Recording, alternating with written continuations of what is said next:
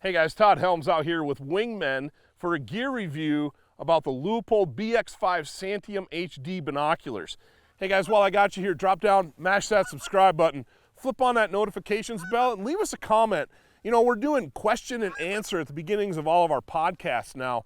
I would love to have some questions to answer from this video in my next podcast. I'll give you a shout out too, so make sure that you're asking me questions on here. I'd love to get them answered. And you might think to yourself, Todd, you're waterfowl hunting, you're upland bird hunting. What do you mean using binoculars? Well, I got news for you. I use my binoculars all the time, both the 10 power version and the 15 power version for scouting birds. Now, that's mostly for waterfowl. I'm looking at roosting areas, especially, or resting areas for ducks and geese. I don't want to get too close.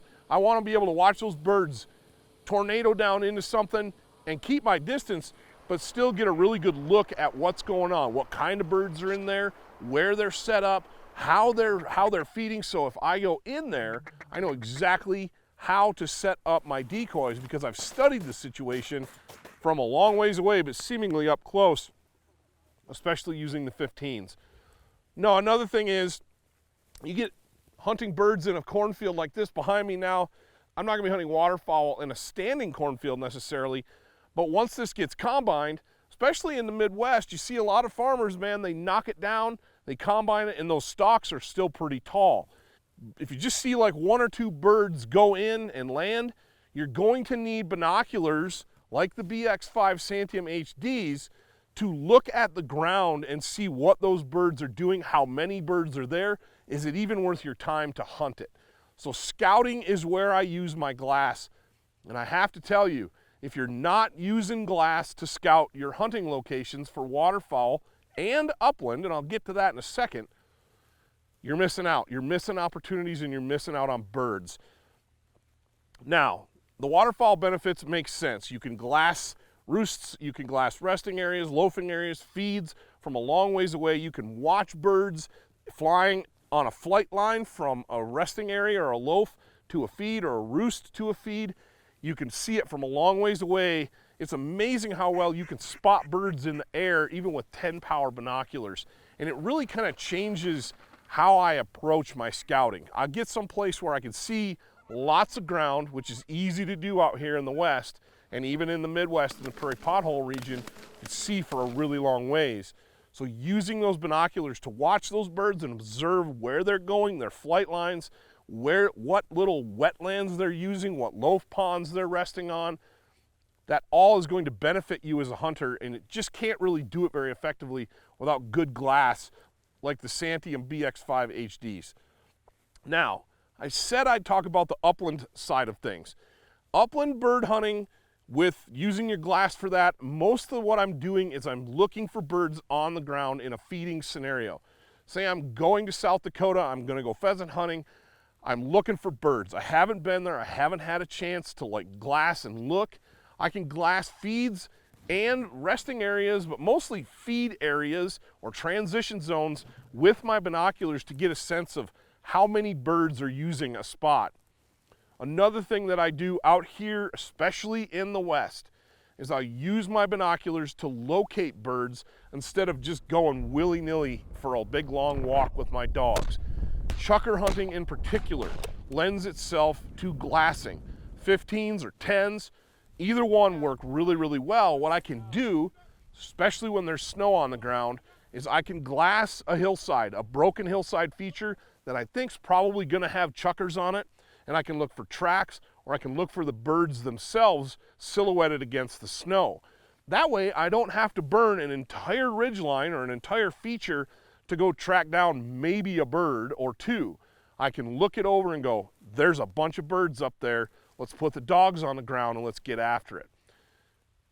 That's a really unique thing to hunting chukars in particular, but guys, that works on sage grouse, that works on sharptail, that works on pheasants as well.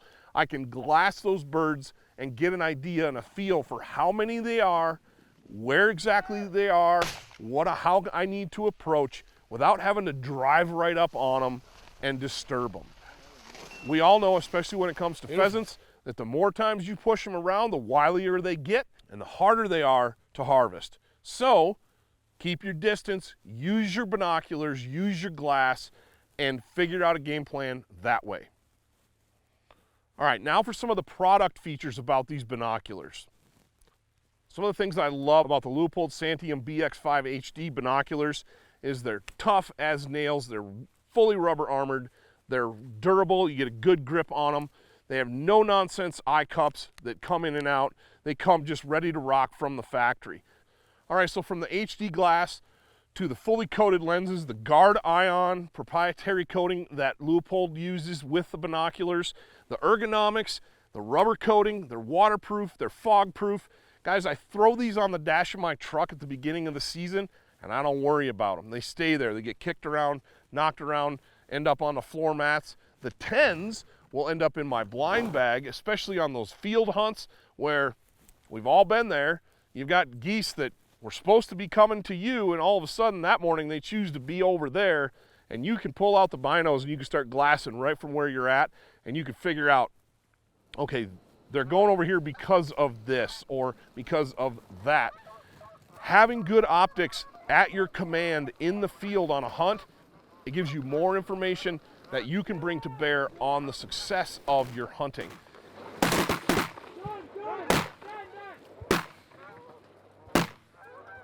The third piece of glass that I use all the time for wingmen purposes, bird hunting purposes, especially turkey hunting, are the Leupold BX4 Range HD 10x42 binoculars.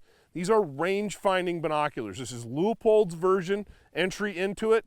And guys, I have to be honest, I get to use all the different range-finding binoculars that come on the market.